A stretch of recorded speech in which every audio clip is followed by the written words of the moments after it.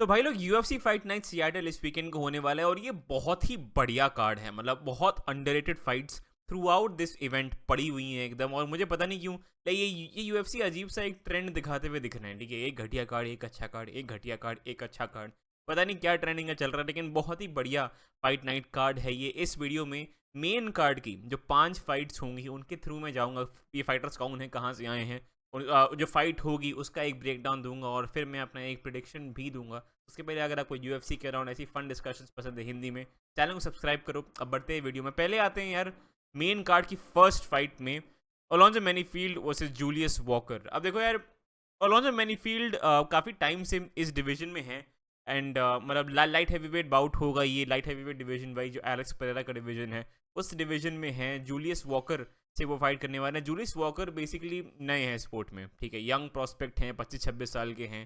First fight उनकी actually UFC में होने वाली है। ऐसा आपको जो जब भी इंसान दिख जाए ना तो उनकी फर्स्ट फाइट अभी नहीं हुई है, फर्स्ट फाइट होने वाली है।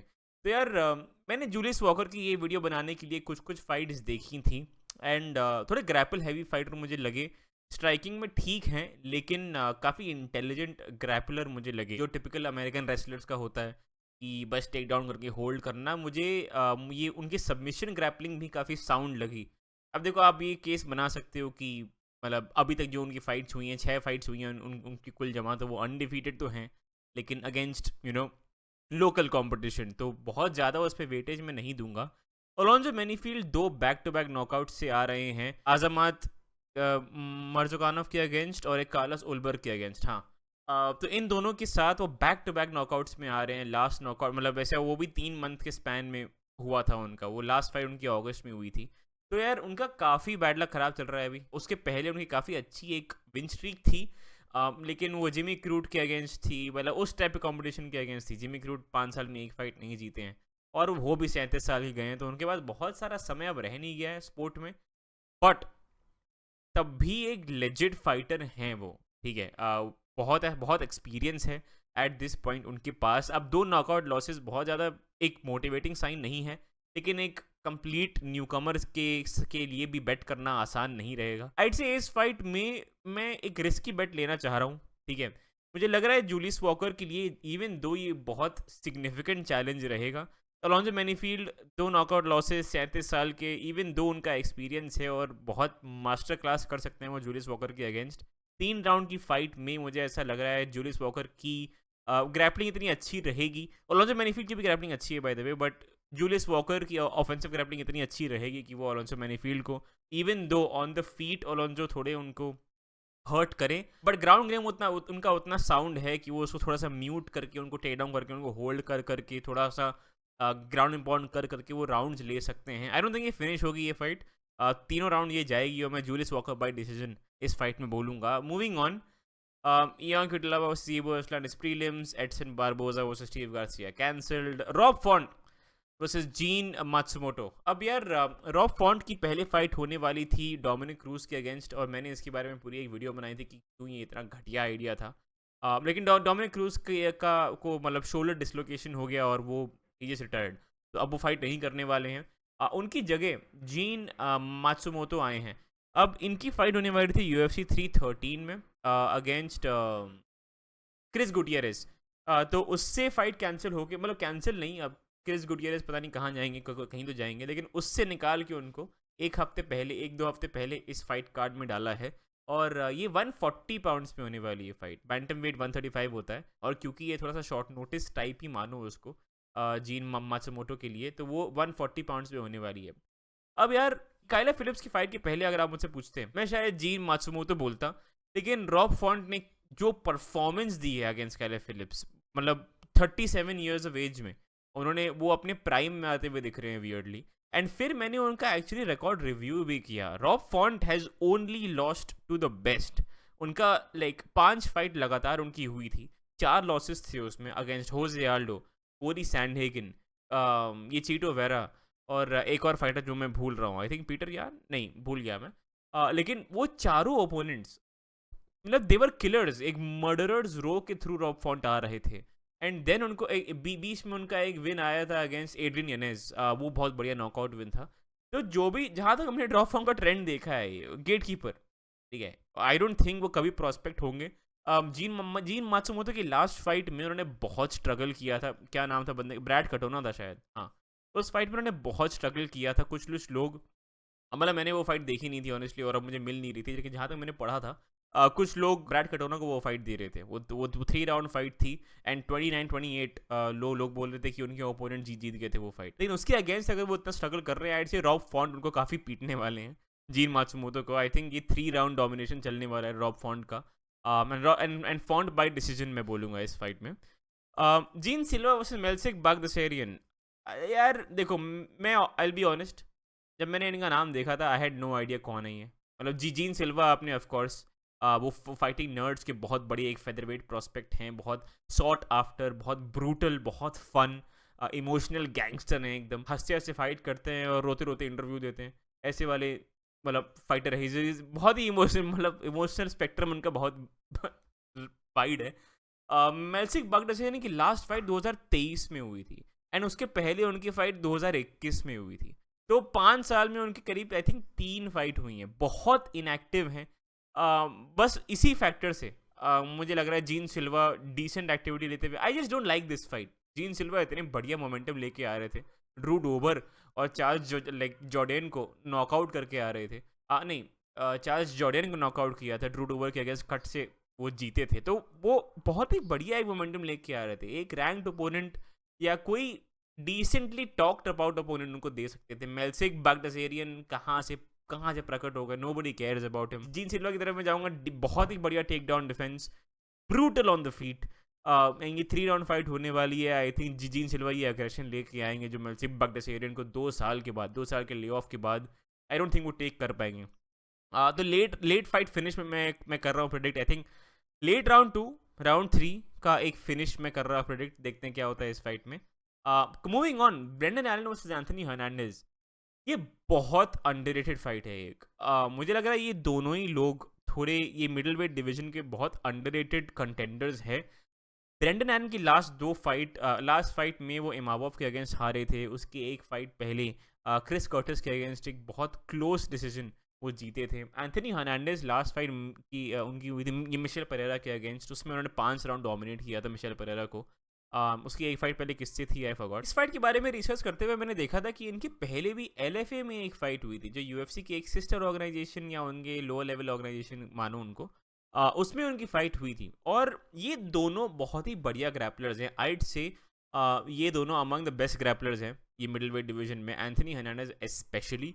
एंड एंथनी हर्नांडेज का पूरा गेम होता है कि आपको, मतलब प्रॉपर मिराप टाइप गेम है एंथनी का, कि आपको उनकी ऑफेंसिव ग्रैपलिंग प्रेशर से आपको कंप्लीटली वो एग्जॉस्ट और प्रेशर और सफोकेट वो कर देंगे।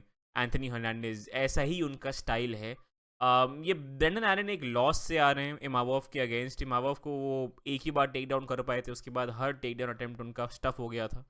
तो इमावोव ने काफ़ी, एंड इमावोव ऑफ कोर्स बहुत ही डिसेंट कंटेंडर है, अभी अचानक वो पेल के आए हैं, तो वो लॉस को मैं बहुत ज़्यादा वेटेज नहीं दूंगा। लेकिन उनकी लास्ट फाइट जो हुई थी सालों पहले, उस समय एलन 22 साल के थे, हर्नांडेज 24 साल के थे। ऑलमोस्ट पूरी फाइट वो ग्रैपलिंग एक्सचेंजेस में ही गई थी। एंड मतलब like even though first round में डिसेंट फाइट दी थी एलन ने, वो सेकंड थर्ड राउंड में एंथनी हर्नांडेज से pretty मच डोमिनेट किया था। फोर्थ राउंड तब भी थोड़ा सा ठीक किया था एलन का, फिफ्थ राउंड में दोबारा डोमिनेट किया था एंथनी हर्नांडेज ने। तो काफ़ी, अगर प्योर ग्रैपलिंग मैचअप अगर ये हुआ तो एंथनी हर्नांडेज मुझे लग रहा है वो ओवर पावर कर देंगे ब्रेंडन एलन को।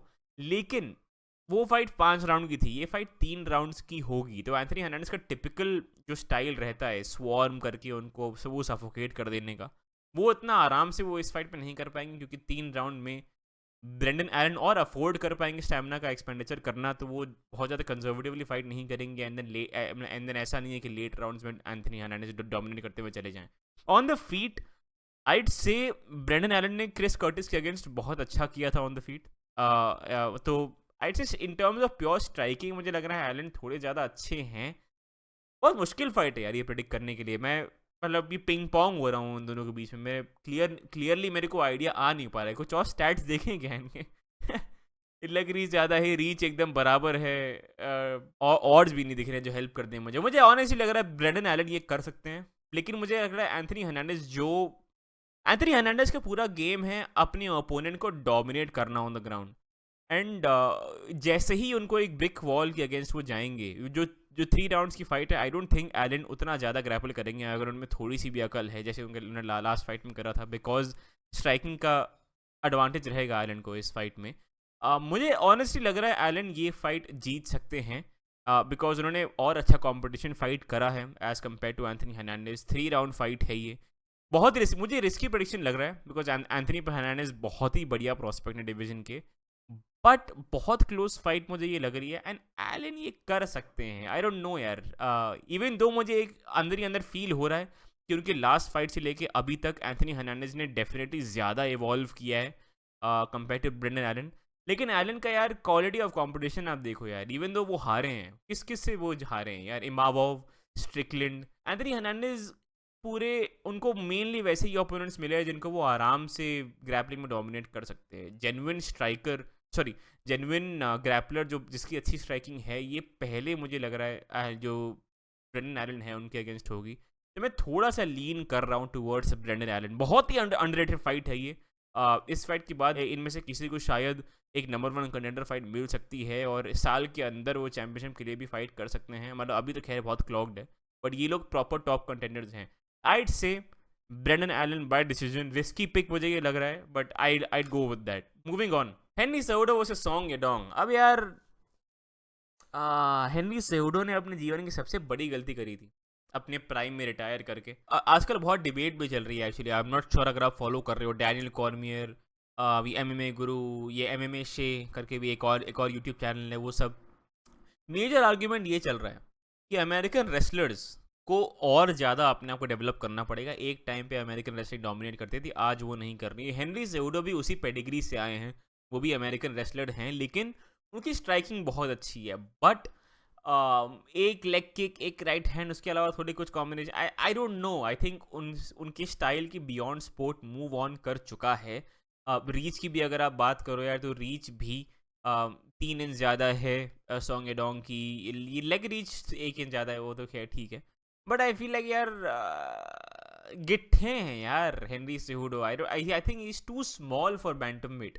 एक पॉइंट पे बैंटम वेट पे आप ये सब कर सकते थे, बट वेट कटिंग प्रोसीजर्स इतने एडवांस हो गए हैं एट दिस पॉइंट कि सॉन्ग एडोंग बड़े हैं काफ़ी हेनरी सेहुडो से। तो आप मिराब की बात कर लो, मिराब भी बहुत स्टॉकियर हैं, उतने लंबे नहीं हैं। आप अल्जेमिन स्टर्लिंग की बात करो, वो भी इतने बड़े हैं। I think division move on कर चुका है overall. I think bantamweight के लिए हेनरी सेहुडो अब बहुत छोटे हैं, वो वैसे ही बहुत छोटे हैं। फ्लाईवेट के लिए भी वो ऑलमोस्ट एप्ट हाइट थे, और जब से हेनरी सेहुडो ने कमबैक भी किया है और उन्होंने सिर्फ बेस्ट कंपटीशन से फाइट करी है, अल्जेमिन स्टर्लिंग, मिराब डवालिशविली, एंड उन दोनों ने उनको डोमिनेट तो नहीं किया। अल्जेमिन स्टर्लिंग कन्विंसिंगली जीते, मिराब ने प्रॉपर डोमिनेट किया था 3 राउंड उनको। तो यार इवन दो वो सिर्फ अच्छे कंपटीशन से हारे हैं, I think Song Yadong is elite, ठीक है, और वो रिप्रेजेंट करते हैं like UFC fighter of today, ठीक है। एंड हाँ यार, सॉन्ग एडोंग के पास हाथों में मतलब पत्थर है, ठीक है, वो 5 राउंड की फाइट में वो बहुत डैमेज लैंड करेंगे हेनरी सेहुडो पे। और हेनरी सेहुडो थोड़े, इवन दो स्पेशली कंसिडरिंग उनका रीच एडवांटेज रहेगा सॉन्ग एडोंग का, वो काफ़ी डैमेज लैंड करने वाले हैं हेनरी सेहुडो पे। एंड आई डोंट नो यार, 38 साल के भी हो गए हैं हेनरी सेहुडो। मन में मेरे आ रहा है कि शायद Henry सेहुडो has still got it, एक UFC लेजेंड हैं, अभी भी वो कर सकते हैं, he still has the skills. But यार आई थिंक सॉन्ग एडोंग का जो क्वालिटी ऑफ कंपटीशन रहा है is just too high level. And even Peter Yan वाली फाइट में भी, इवन दो वो फाइट हारे हैं, फर्स्ट राउंड आइट से वो ले गए थे, और उसके बाद भी राउंड 2 और 3 में पीटर यान ने डोमिनेट नहीं किया था बाय एनी मीन्स उनको, वो बहुत ही क्लोज फाइट थी। एंड सॉन्ग एडोंग ने बहुत ही अच्छा प्रेजेंटेशन किया था, इवन दो उस फाइट में वो पीटर यान से टेक डाउन करके होल्ड हुए थे। अरे यार मैं क्या, आइड गो विद सॉन्ग एडोंग, ठीक है। मैं को मेन और मेन इवेंट में दोनों में बार बार पिंग पोंग हो रहा हूँ। Song Yadong by late round TKO भी बोल सकता हूँ मैं, लेकिन हो सकता है डिसीजन तक जाएगी ये फाइट। आई थिंक यार पहले 2 राउंड शायद हेनरी सेहुडो ले जाए, बट यार सॉन्ग एडोंग का जब डैमेज पाइल ऑन होगा, जो होगा 5 राउंड फाइट में, आई डोंट थिंक हेनरी सेहुडो फिनिश करने वाले हैं सॉन्ग एडोंग को। आई डोंट थिंक उनके पास वो वाली स्ट्राइकिंग है, आई डोंट थिंक उनके पास वो सबमिशन ग्रैपलिंग है। तो ये फाइट अनलेस सॉन्ग एडोंग फिनिश करे, हेनरी सेहुडो ये फिनिश नहीं करने वाले हैं। तो या तो ये फाइट पूरे डिसीजन तक जाएगी, इन दैट केस मैं सॉन्ग एडोंग को जीतते हुए देख रहा हूँ, और फिनिश भी सॉन्ग एडोंग की तरफ है। आई जस्ट मुझे नहीं लग रहा है unless Henry shadow just shuts me up और 38 साल के परफॉर्मेंस में एकदम वेटरन वाली परफॉर्मेंस दे, ऐसा चुप करा दे एकदम सॉन्ग एडोंग को। I just don't think Song Adong dominate होने वाले हैं हेनरी सेडो से। Even a close decision I don't think Henry Sedo लेंगे। मुझे लग रहा है Song Adong towards the end 3 rounds to 2 maybe Henry Sedo पहले लाइक फर्स्ट राउंड ले लें, फिर सॉन्ग एडोंग वापस कम बैक मारे, फिर थर्ड राउंड हेनरी सेडो ले लें।